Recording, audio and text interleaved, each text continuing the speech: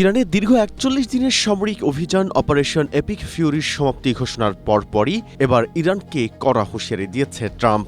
গত মঙ্গলবার পররাষ্ট্রমন্ত্রী মার্কো রুবিও জানান, নির্ধারিত লক্ষ্য অর্জিত হওয়ায় মার্কিন বাহিনী তাদের অভিযান শেষ করেছে। তবে এই স্বস্তির খবরের রেশ কাটতে না কাটতেই নতুন এক বিধ্বংসী হুঁশিয়ারি দিয়েছেন প্রেসিডেন্ট ডোনাল্ড ট্রাম্প। তিনি সাফ জানিয়ে দিয়েছেন, ইরান যদি চূড়ান্ত সমঝোতায় না আসে তবে এবারের বোমা হামলা হবে ইতিহাসের সবচেয়ে তীব্র ও ভয়াবহ।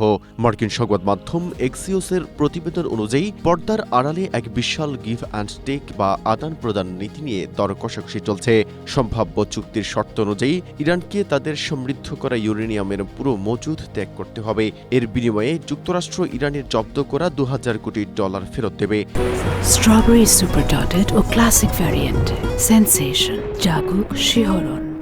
যদিও দুই দেশের পক্ষ থেকে আনুষ্ঠানিকভাবে এটি স্বীকার করা হয়নি, তবে ট্রাম্পের ট্রুথ সোশ্যাল পোস্ট ইঙ্গিত দিচ্ছে যে সমঝোতা এখন শেষ পর্যায়ে। ট্রাম্প আরও জানিয়েছেন, চূড়ান্ত চুক্তির স্বার্থে সাময়িকভাবে প্রজেক্ট ফ্রিডম স্থগিত রাখা হলেও নৌ অবরোধ বা ব্লকেড জারি থাকবে।